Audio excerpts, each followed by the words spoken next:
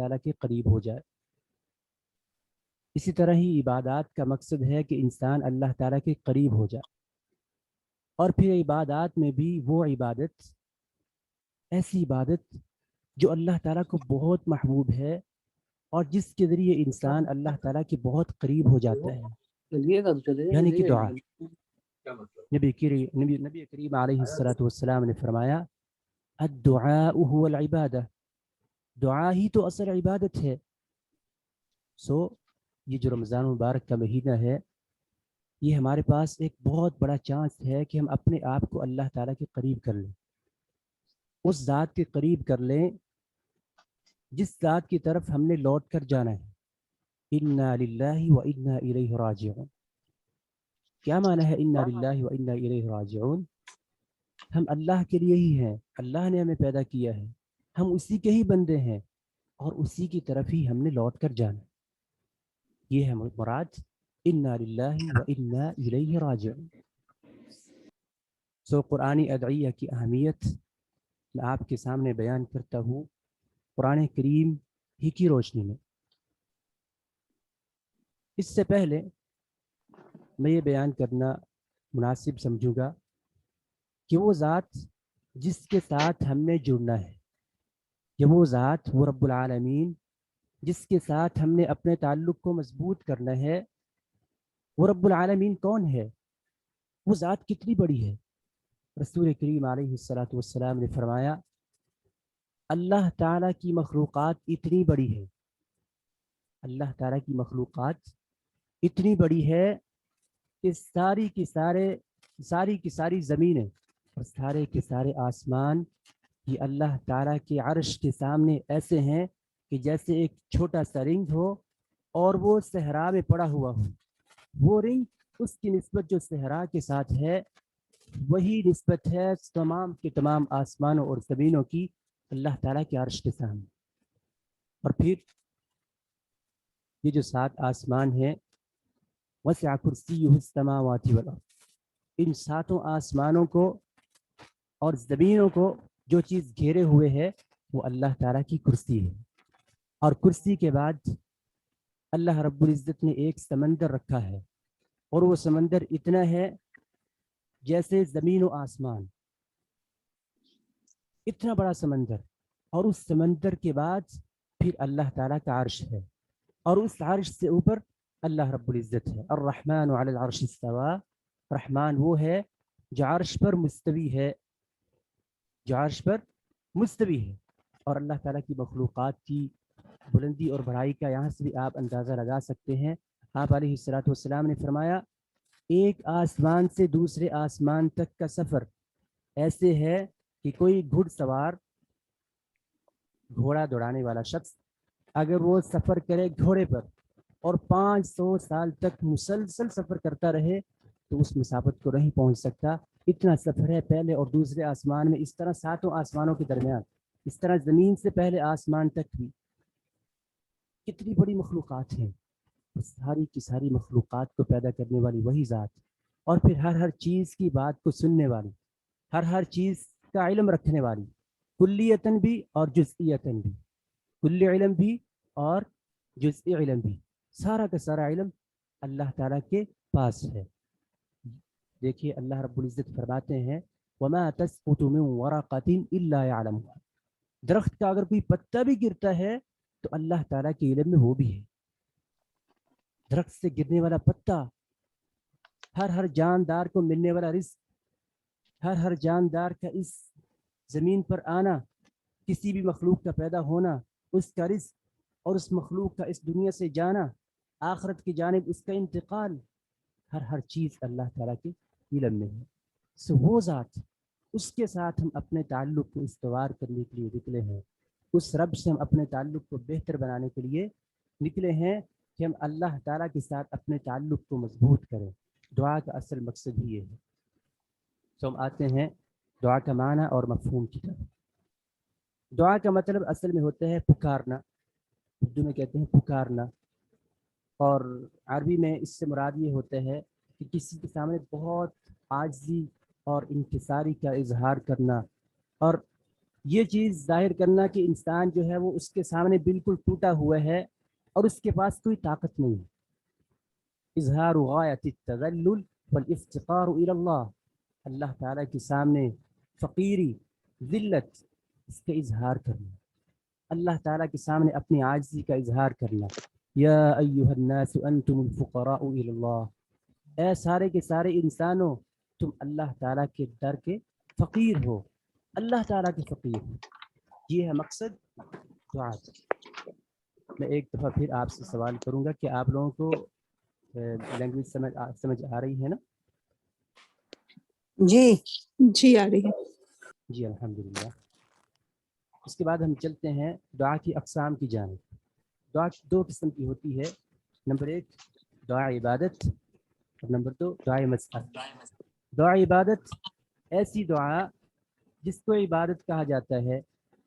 مثلا نماز ہم پڑھتے ہیں، روزہ رکھتے ہیں، قرآن کریم کی تلاوت کرتے ہیں، اذکار کرتے ہیں، تسبیحات پڑھتے ہیں، اللہ تعالیٰ کی بلندی اور بڑائی بیان کرتے ہیں. یہ بھی دعا ہے اور اسے کہا جاتا ہے دعا عبادت. یعنی کہ اللہ تعالیٰ سے ثواب کی امید رکھتے ہوئے اور اس سے ڈرتے ہوئے اس کے عذاب سے بچنے کے لیے ہم اللہ تعالیٰ کی عبادات جو کرتے ہیں اسے کہتے ہیں دعا عبادت. اور دوسرا ہے دعا مسئلہ. دعا مسئلہ سے مراد وہ دعا جس میں انسان کوئی چیز حاصل کرنے کے لیے اللہ تعالیٰ سے التجا کرتا ہے، اللہ تعالیٰ کے سامنے ہاتھوں کو پھیلاتا ہے.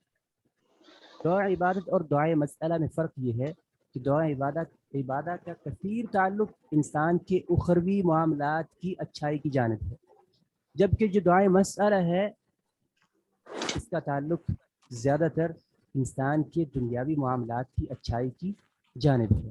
یعنی کہ دعا مسئلہ میں انسان زیادہ تر اللہ تعالیٰ سے اپنی دنیا کی بہتری کے لیے دعا کرتا ہے، اور دعا عبادت میں انسان کا اصل مقصود آخرت ہے.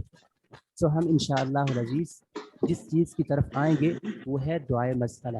دعا عبادت یہ ایک بہت لینتھی موضوع ہے، لمبا موضوع ہے، اس میں ساری کی ساری عبادات آ جاتی ہیں. دعا مسئلہ یہ اصل ہمارا مقصود ہے، ہم اپنے رب کو مناتے ہوئے اس کے قریب ہوتے ہوئے اپنی مراد کو کیسے پا سکتے ہیں، اللہ تعالیٰ کے قریب کیسے ہو سکتے ہیں. یہ اس کے بعد دعا کی اہمیت کی جانب آتے ہیں کہ دعا کی اہمیت کیا ہے. دراصل دعا اللہ رب العزت کی انسانوں کی وصیت ہے. قرآن کریم میں اللہ تعالیٰ فرماتے ہیں وَإِذَا سَأَلَكَ عِبَادِي عَنِّي فَإِنِّي قَرِيبٌ أُجِيبُ دَعْوَةَ الدَّاعِ إِذَا دَعَانِ فَلْيَسْتَجِيبُوا لِي وَلْيُؤْمِنُوا بِي لَعَلَّهُمْ يَرْشُدُونَ. نبی کریم علیہ الصلاۃ والسلام جب میرے بندے میرے متعلق آپ سے پوچھیں تو آپ انہیں یہ بتا دیجئے انی قریب، میں بہت قریب ہوں. دیکھیے آپ اندازہ لگائیے کہ اللہ رب العزت کی ذات، اللہ رب العزت کی ذات جو عرش پر مستوی ہے، جس کی کیفیت کو ہم نہیں جانتے اور اس کی مخلوقات کتنی بڑی ہیں جیسا کہ اس سے پہلے میں آپ کے سامنے بیان کر چکا ہوں. لیکن اتنی بڑی کائنات ہونے کے باوجود اور وہ رب عرش پر موجود، عرش پر مستوی ہونے کے باوجود وہ ہماری دعا کو فوراً سنتا ہے اور ہمارے بالکل قریب ہے. سورہ قاف میں اللہ تعالیٰ فرماتے ہیں نا وَنَحْنُ أَقْرَبُ إِلَيْهِ مِنْ حَبْلِ الْوَرِيدِ، ہم انسان کی شارک سے بھی زیادہ قریب ہیں. اللہ تعالیٰ کی قوت اور طاقت اتنی ہے کہ انسان کا ہر سانس، اس کے دل میں آنے والا وسوسہ، اس کے دل میں پیدا ہونے والا خیال اور اس کے جسم میں چلنے والا خون، یہ سارا کا سارا اللہ تعالیٰ کے علم میں ہے. کوئی بھی شخص، کوئی بھی مخلوقات میں سے کوئی بھی چیز کسی کے دل میں پیدا ہونے والے کھٹکے اور خیال کو نہیں جان سکتی سوائے اللہ تعالیٰ. اللہ تعالیٰ اللہ تعالیٰ فرماتے ہیں فإنی قریب، میں اپنے بندوں کے بہت قریب ہوں. اجیب دعوت الداع اذا دعان، میں دعا کرنے والوں کی دعا کو ضرور قبول کرتا ہوں. اجیب جواب دیتا ہوں. فلیستجیبوا لی ولیؤمنوا بی لعلہم یرشدون، بس چاہیے کہ مجھ سے ہی دعا کریں، مجھ پر ایمان لے کر آئیں، لعلہم یرشدون، تاکہ وہ ہدایت پا جائیں. اس کے بعد ہے امن یجیب المضطر اذا دعا، سورۃ النمل کی آیت ہے. اللہ تعالیٰ فرماتے ہیں کہ کون ہے جو لاچار کی دعا کو سننے والا ہے، جو مجبور کی دعا کو قبول کرنے والا ہے. اذا دعا، جب وہ اس کو پکارتا ہے. وَيَكْشِفُ السُّوءَ اور تکلیف کو اس سے دور کرتا ہے. وَيَجْعَلُكُمْ خُلَفَاءَ الْأَرْضِ اور زمین میں تمہیں ٹھہراتا ہے, تمہیں خلیفہ بناتا ہے, یعنی کہ ایک کے جانے کے بعد دوسرے کو زمین پر استقرار بخشنا, ٹھہرانا. أَإِلَٰهٌ مَّعَ اللَّهِ قَلِيلًا مَّا تَذَكَّرُونَ, کیا اللہ تعالیٰ کے علاوہ کوئی اور الہ بھی ہے جو یہ سارے کام کر سکے, جو انسان کو پیدا بھی کر سکے اور اس کی دعاؤں کو بھی سن سکے, تکلیف کو بھی اس سے دور کر سکے, زمین میں اس کو ٹھہرا سکے؟ کہ اللہ تعالیٰ کے ساتھ کوئی اور الہ ہے ایسا کرنے والا؟ قلیلا ما تذکرون, بہت تھوڑے ہیں جو نصیحت حاصل کرنے والے ہیں. اس آیت کے ساتھ ایک واقعہ بھی جڑا ہے کہ ایک دفعہ ایک شخص کو بہت بڑی آزمائش آ گئی, بہت مصیبت میں وہ مبتلا ہو گیا, حتیٰ کہ قاتل اس کو قتل کرنے لگا, اور اس نے اس سے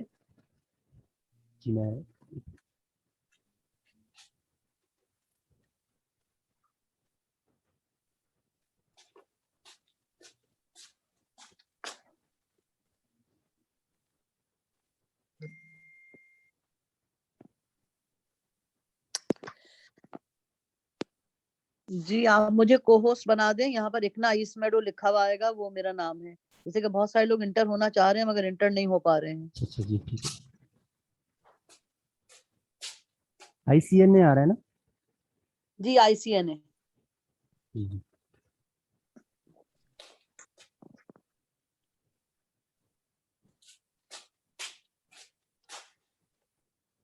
آئی سی این اے پر آپ فنگر رکھیں گے تو خود ہی سارے آپشن کھل جائیں گے. اس میں کو ہوسٹ کا آپشن ہوگا, اس میں مجھے کو ہوسٹ کر دیں. جی آپ کو ہوسٹ بنا دی. نہیں آپ کو ہوسٹ کریں گے. ٹھیک ہے, تھینک یو. جی تھینک یو, شکریہ. میں بتا رہا تھا اس آیت مبارکہ کے ساتھ ایک واقعہ جڑا ہے. ایک شخص بہت ہی لاچاری کی حالت میں تھا اور وہ شخص اس کو قتل کرنے لگا. تو اس نے کہا مجھے صرف جو ہے وہ 2 رکعت نماز پڑھنے کی اجازت دیجیے. اس نے کہا ٹھیک ہے. وہ شخص جب نماز میں کھڑا ہوا تو اس نے اس آیت کو اتنا کثرت سے پڑھا, اتنا دل سے پڑھا کہ اللہ تعالیٰ کی طرف سے کوئی ایسا فرشتہ انسانی شکل میں آیا اور اس نے آ کر اس شخص کو قاتل کو قتل کر دیا جو اس کو قتل کرنے کے در پہ تھا. تو یہ جو آیت ہے اس کے ساتھ دیگر اور واقعات بھی جڑے ہیں کہ انسان جب بہت ہی مجبوری کی حالت میں ہو, اچانک اس پر کوئی ایسی آزمائش ٹوٹ پڑے اور اس آیت کو کثرت کے ساتھ وہ نماز میں پڑھے اور پھر وہ دعا کرے, ضرور بھی ضرور اس کی دعا قبول ہوتی ہے. تو اس پر ہم انشاءاللہ پھر بات کریں گے جب ہم دعاؤں کی طرف بڑھیں گے. تو ابھی تو ہم ادعیہ کی اہمیت کی جانب پڑھ رہے ہیں, دعاؤں کی اہمیت آپ کے سامنے بیان کر رہا ہوں. اَإِلَٰهٌ مَّعَ اللَّهِ قَلِيلًا مَّا تَذَكَّرُونَ, یہ جو جملہ ہے یہ ہمیں کیا بتاتا ہے؟ یہ بتاتا ہے توحید, اللہ تعالیٰ کی وحدانیت جو وحدہ لا شریک ہے. دعا کی قبولیت کے لیے شرط یہ ہے کہ انسان اللہ تعالیٰ کے لیے اپنے اعمال کو خالص کرے, اس کے ساتھ کسی کو کوئی شریک نہ ہو, کسی کو شریک نہ ٹھہرائے, شرک سے اپنے آپ کو اپنے دامن کو صاف کر لے.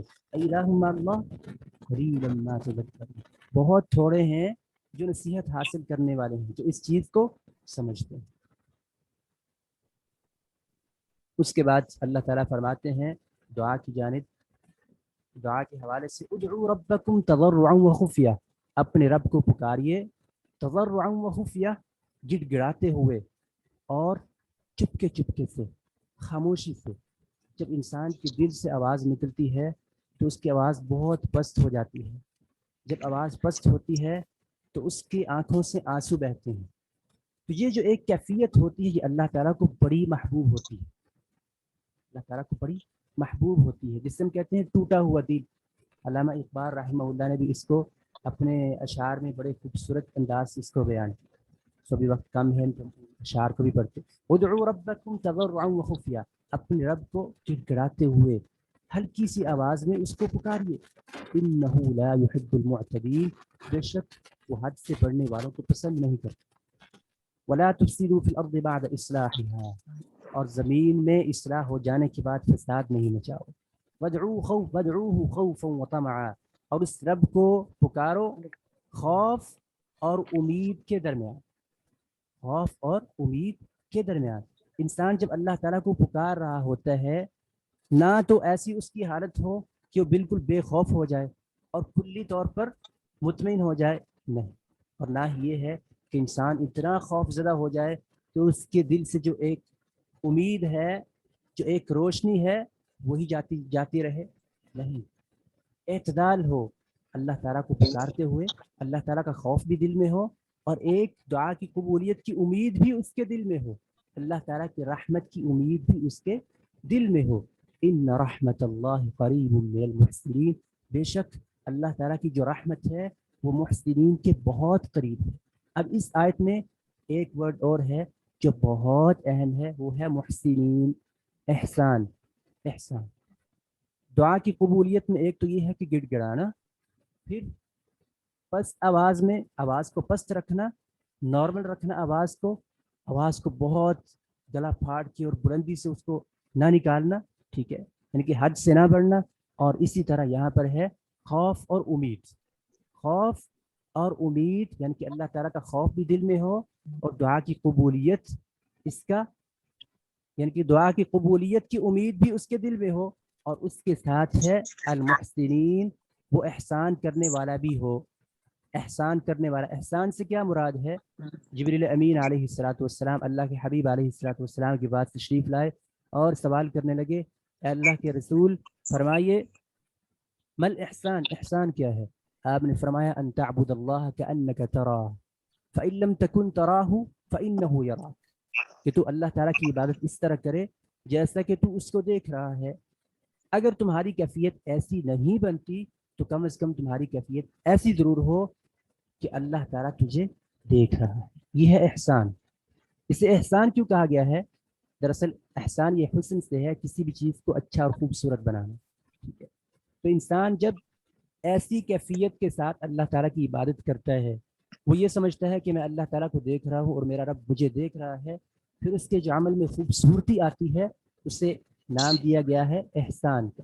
تو ایسے لوگ اللہ تعالیٰ کو بہت پسند ہیں جو احسان کرنے والے ہیں. اور یہی ولایت کا مقصد ہے. انسان جو ایسا شخص چاہتا ہے کہ اللہ تعالیٰ کا ولی بن جائے، ایسا شخص چاہتا ہے کہ اس کو ولایت کا حصول ہو جائے، اسے چاہیے کہ وہ احسان کرنا شروع کر دے اپنے اعمال، وہ محسن بن جائے. کیونکہ دین کے 3 مرتبے ہیں، نمبر 1 اسلام، نمبر 2 ایمان، نمبر 3 احسان. سب سے پہلا مرتبہ ہے کہ انسان شہادتین کے اقرار کرے اور دیگر ارکان اسلام کی پابندی کرے اور اسلام میں داخل ہو جائے. پھر اس کے بعد ایمان آتے ہیں. ایمان کے بعد اگلی چیز ہے احسان، جسے ولایت کہتے ہیں، کہ انسان اللہ تعالیٰ کے قریب ہو جاتا ہے، اللہ تعالیٰ کا ولی بن جاتا ہے. جب انسان کی یہ کیفیت ہو جاتی ہے تو اپنے اعمال کے اندر احسان کرنا شروع کر دیتا ہے، محسن بن جاتا ہے، پھر وہ مستجاب الدعوات بن جاتا ہے. اس کی ہر دعا قبول ہونا شروع ہو جاتی ہے. وہ اپنے عمل میں اللہ تعالیٰ کے جب قریب ہو جاتا ہے، اپنے نیک عمل میں لذت محسوس کرنے لگتا ہے.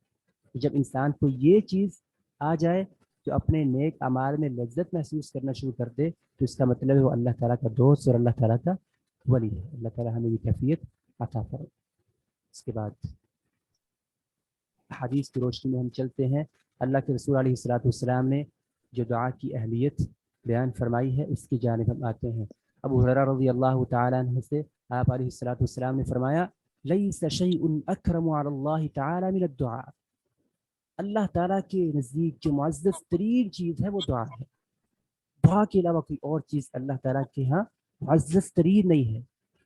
دعا اللہ تعالیٰ کو بہت محبوب ہے. کیوں؟ اصل میں انسان کو پیدا کرنے کا مقصد کیا ہے؟ کیا مقصد ہے؟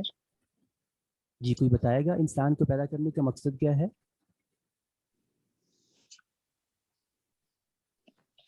انسان کے پیدا اللہ کی عبادت اور اس کی بندگی اور اس کی بندگی. بارک اللہ فیکم، ماشاء اللہ ماشاء اللہ. اللہ تعالیٰ کی عبادت اور اس کی بندگی. عبادت کیا ہے؟ عبادت میں انسان کیا حاصل کرتا ہے؟ کہ انسان اللہ تعالیٰ کو پکارے. عبادت میں کیا ہوتا ہے؟ کہ انسان اللہ تعالیٰ کو پکارتا ہے. لیکن جو دعا ہوتی ہے اس میں انسان بہت آگے جا کر اللہ تعالیٰ کو پکارتے ہیں. ایک اس کی جو جسے کہتے ہیں دل کی ہوک نکلنا، وہ نکلتی ہے اور اللہ تعالیٰ کو پہنچتی ہے. یہ چیز اللہ تعالیٰ کو بہت پسند ہے. یہ ہے لیس شیء اکرم علی اللہ تعالی من الدعاء، دعا سے بڑھ کر معزز ترین شے اللہ تعالیٰ کے نزدیک نہیں ہے. اللہ تعالیٰ کو دعا بہت محبوب ہے. اس کے بعد اللہ کے رسول علیہ الصلوۃ والسلام فرماتے ہیں من لم يسأل اللہ یغضب علیہ، جو شخص اللہ سے سوال نہیں کرتا نا اللہ تعالیٰ اس پر ناراض ہو۔ دنیا کیا ہے، آپ کسی کے پاس جائیں اور اس سے کچھ مانگیں، سوال کریں، وہ ایک دفعہ تو آپ کو کوئی چیز دے دے گا، دوسری مرتبہ آپ پر ناراض ہوگا کہ کیا یہ میرے پیچھے ہی پڑ گیا ہے۔ لیکن اللہ تعالیٰ کی ذات ایسی ہے، وہ سوال نہ کرنے والے پر غصہ کرتا ہے۔ جو اللہ سے سوال نہیں کرتا، جو اللہ تعالیٰ کی طرف رجوع نہیں کرتا، یغضب علیہ، اللہ تعالیٰ اس سے ناراض ہو جاتے ہیں۔ کیوں؟ قرآن کریم میں اللہ تعالیٰ فرماتے ہیں جو لوگ میری دعا سے منہ موڑنے والے ہیں، جو مجھ سے دعا نہیں کرتے، سیدخلون جہنم داخرین، عن قریب وہ جہنم میں داخل کر دیے جائیں گے ذلیل و رسوا کر کے۔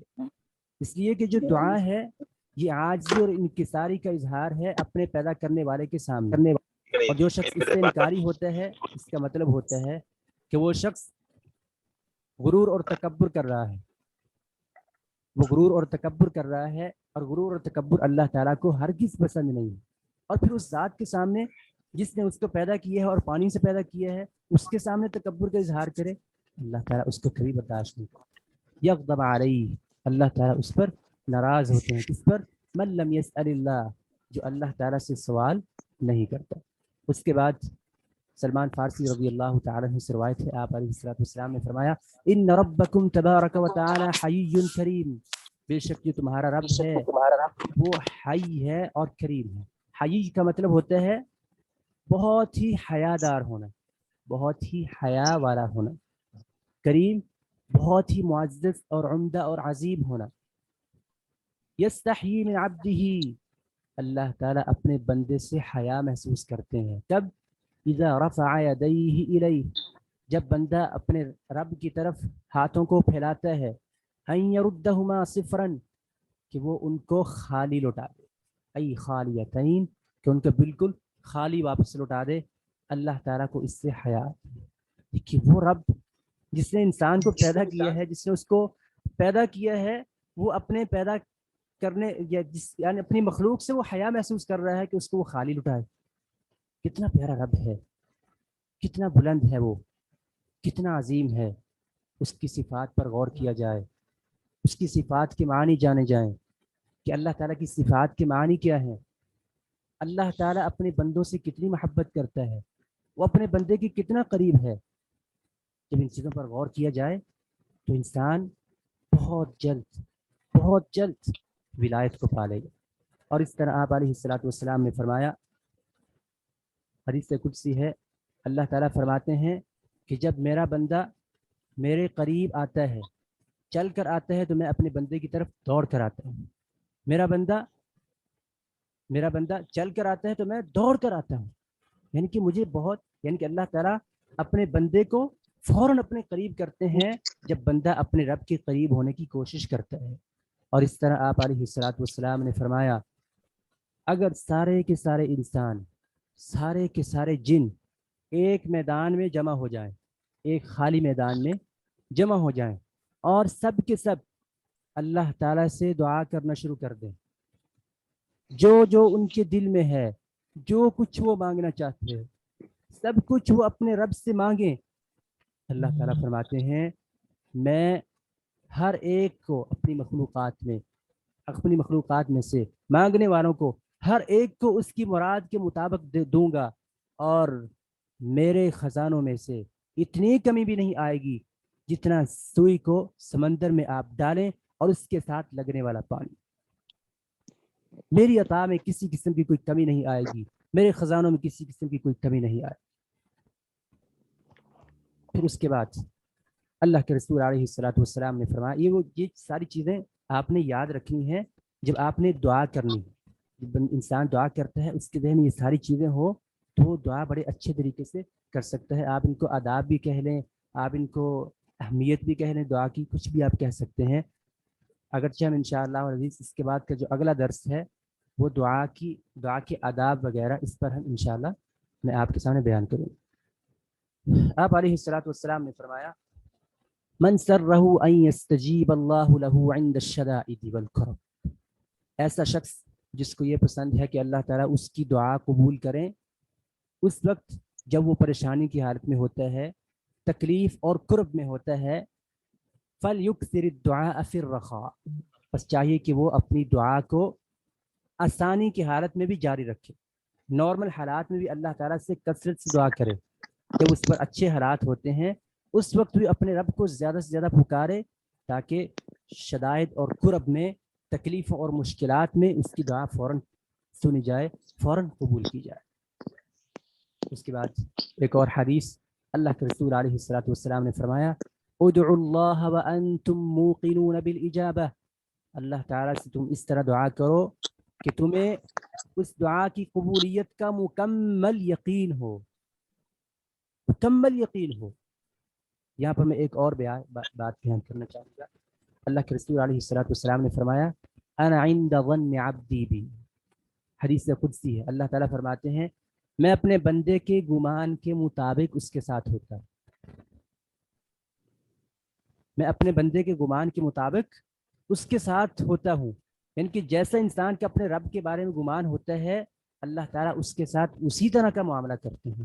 سو انسان کو جو اپنا گمان ہے اللہ تعالیٰ کے بارے میں وہ اچھا رکھنا چاہیے، ہر حالت میں اچھا رکھنا چاہیے، اور اس کو یہ یقین رکھنا چاہیے کہ میں جو دعا اپنے رب کے سامنے کر رہا ہوں یہ میری دعا ضرور بالضرور قبول ہوگی۔ وانتم موقنون بالاجابہ، تمہیں اس بات کا یقین ہو کہ تمہاری دعا قبول ہوگی۔ وَاعْلَمُوا أَنَّ اللَّهَ لَا يَسْتَجِيبُ دُعَاءً مِّن قَلْبٍ غَافِلٍ لَاهٍ، اور یہ جان لو اللہ تعالیٰ ایسے دل کی دعا قبول نہیں کرتے جو غافل ہے، بے پرواہ ہے۔ انسان ہاتھ اٹھائے ہوئے ہو اور اس کی نظر جو ہے وہ کسی کھانوں کی طرف ہو، ادھر ادھر کے حالات کی جانب ہو، اور زبان سے وہ دعا مانگ رہا ہو، ایسی دعا اللہ تعالیٰ کے ہاں اہمیت نہیں رکھتی۔ لا يستجیب دعاء من قلب غافل لاہن، بے پرواہ ایسے دل کی دعا اللہ تعالیٰ قبول نہیں فرماتا۔ اس لیے استحضار قلب، دیکھیے ہم احادیث بھی ابھی پڑھ رہے ہیں، اس سے پہلے میں نے آیات کا بھی تذکرہ کیا آپ کے سامنے۔ دل کی بڑی اہمیت ہے، دل کی بڑی اہمیت ہے، یہ دلوں کی کیفیات اللہ تعالیٰ کو بہت مطلوب ہے۔ رسول کریم علیہ الصلوۃ والسلام نے فرمایا ان اللہ لا ينظر الى صورکم واموالکم، اللہ تعالیٰ تمہاری صورتوں کی طرف اور تمہاری دولت کی طرف نہیں دیکھتے کہ کوئی کتنا خوبصورت ہے، اس کی چمڑی کیسی ہے، وہ کالا ہے چٹا ہے کیسا ہے، نہیں دیکھتے، کسی کی دولت کی جانب نہیں دیکھتے۔ ولکن ينظر الى قلوبکم واعمالکم، اللہ تعالیٰ تمہارے عمل کی جانب اور تمہارے دل کی جانب دیکھتے، تمہارے دلوں کی طرف دیکھتے۔ اور ایک اور حدیث میں ہے اللہ کے رسول علیہ الصلوۃ والسلام نے فرمایا مومنوں کے دل یہ اللہ تعالیٰ کے برتن ہیں، یعنی کہ اللہ تعالیٰ مومنوں کے دلوں کو جھانکتے ہیں، اور اللہ تعالیٰ کے نزدیک سب سے بہترین دل کن کے ہوتے ہیں؟ ان مومنوں کے جو دل بڑے قریب، بہت ہی نرم و نازک ہوتے ہیں، جو بہت ہی جلد ٹوٹ جانے والے ہوتے ہیں، جو بہت جلد پگھل جانے والے ہوتے ہیں، یا ایسے دل جو بہت جلد اللہ تعالیٰ کے سامنے رونا اور گڑ گڑانا شروع کر دیتے ہیں۔ آپ نے دیکھا ہوگا بعض لوگ ایسے ہوتے ہیں جو بہت نرم دل ہوتے ہیں، بہت نرم دل ہوتے ہیں، یہ نرمی، یہ جو دلوں کی نرمی ہے یہ اللہ تعالیٰ کو بہت پسند ہے، اللہ تعالیٰ کو بہت پسند ہے۔ تو ہمیں اس جانب بھی دھیان دینا چاہیے کہ ہمارا دل آیا کہ نرم ہے یا نہیں، کیا ہمارا دل سخت تو نہیں ہو گیا؟ یہ گناہوں کی وجہ سے انسان کا دل بعض اوقات سخت ہو جاتا ہے، اور انسان کے دل کی جو نرمی ہے اس کے کوئی طریقے ہیں، ان میں سے ہے کہ انسان کثرت کے ساتھ قرآن کریم کی تلاوت کرے، یتیموں اور مسکینوں کا خیال رکھے، ٹھیک ہے، ان کو اپنے ہاتھ سے کھانا کھلائے، اور اس طرح کی دیگر چیزیں بھی ہیں، خیر ابھی بیان کرنے کا ہمارے پاس وقت نہیں ہے، آگے چلتے ہیں۔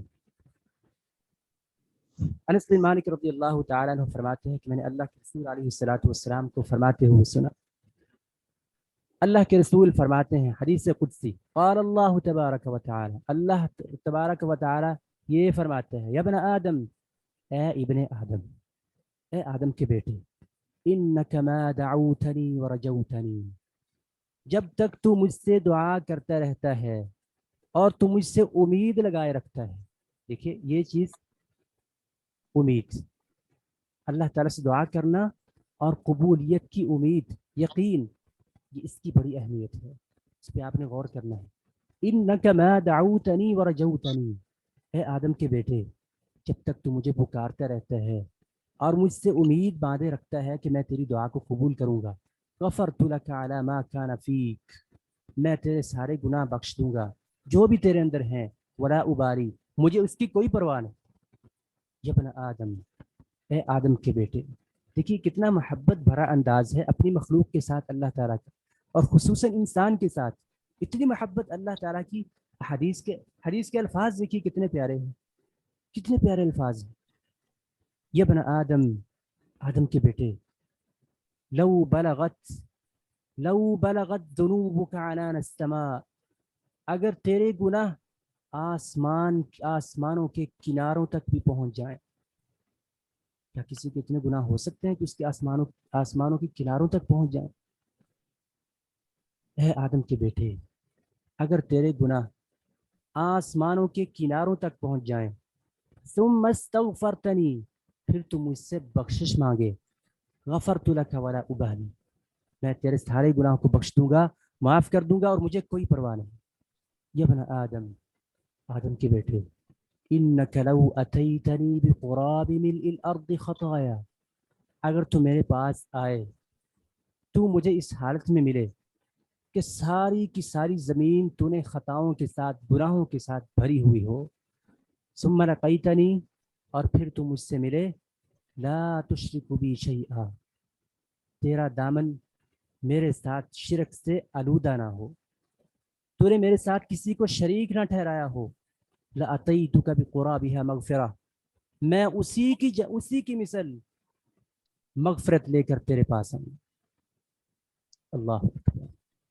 انسان کے گناہ ایسے ہوں کہ ساری کی ساری زمین اٹی ہوئی ہو، لیکن اس نے اللہ کے ساتھ شرک نہ کیا ہو، اللہ تعالیٰ ان سارے گناہوں کو نیکیوں میں بدلنے پر قادر ہے، ولا یباری، اللہ تعالیٰ کو اس کی کوئی پرواہ نہیں. صحیح ترمذی، کتنی جامع اور کتنی عظیم حدیث ہے.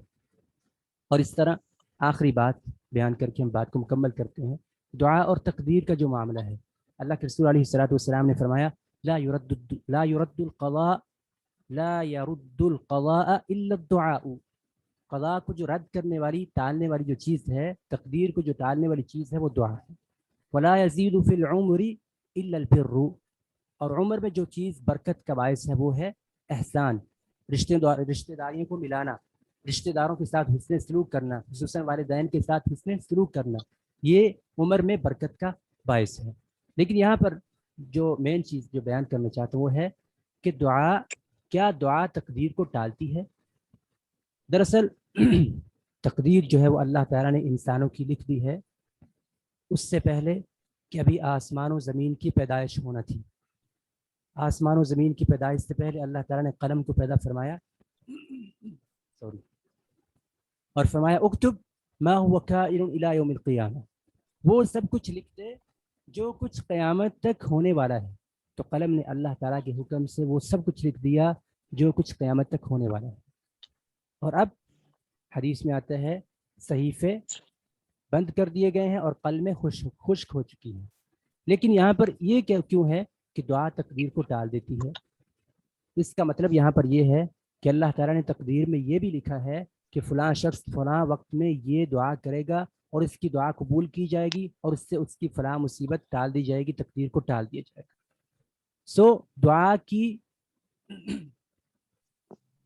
دعا کرنے کی توفیق بھی اسی کو دی جاتی ہے جس کے لیے وہ انعام رکھا ہوتا ہے. دعا کی توفیق بھی اسی کو ملتی ہے جس کے لیے وہ نعمت رکھی ہوئی ہوتی ہے. یہ پوائنٹ آپ کو سمجھ آ چکا ہوگا. اس لیے کبھی بھی آپ دعا سے نہ اکتائیں، دعا سے آپ کبھی نہ اکتائیں. ہر وقت اپنے آپ کو دعا کرنے کے لیے حاضر رکھیں، اللہ تعالیٰ سے دعا کریں، اللہ تعالیٰ کے ساتھ اپنے تعلق کو مضبوط کریں، اپنے تعلق کو استوار کریں. اللہ تعالیٰ ہمیں اپنے ساتھ تعلق کو مضبوط بنانے کی توفیق عطا فرمائے. وما علینا الا البلاغ المبین. اس کے ساتھ آج ہمارا لیکچر مکمل ہوا. اب ہم سوالات کی جانب آتے ہیں. جس کو جو سوال ہو وہ مجھ سے کر سکتا ہے. بارک اللہ فیکم.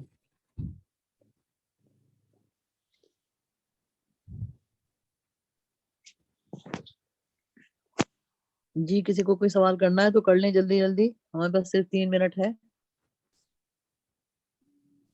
مجھے یہ سوال کرنا ہے جو آپ نے یہ بتایا کہ دعا جو ہے مطلب یہ اللہ تعالیٰ کے پاس لکھا ہوا ہے کہ یہ آدمی دعا کرے گا تو اس کی تدبیر بدل دی جائے گی, تقدیر بدل دی جائے گی.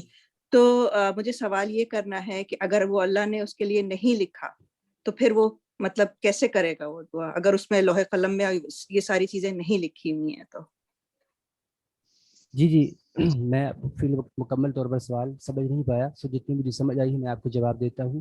اگر کسی شخص کے لیے کوئی نعمت نہیں لکھی کہ اس کو یہ نعمت نہیں دی جانی, تو اس شخص کو اس چیز کی توفیق بھی نہیں دی جاتی کہ وہ اس چیز کے متعلق دعا کرے.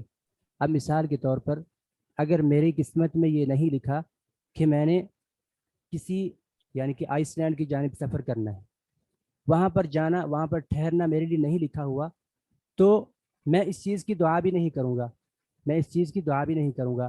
اگر میرے نصیب میں یہ لکھا ہے کہ میں نے بیت اللہ کی زیارت کرنی ہے, میں نے حج کرنا ہے,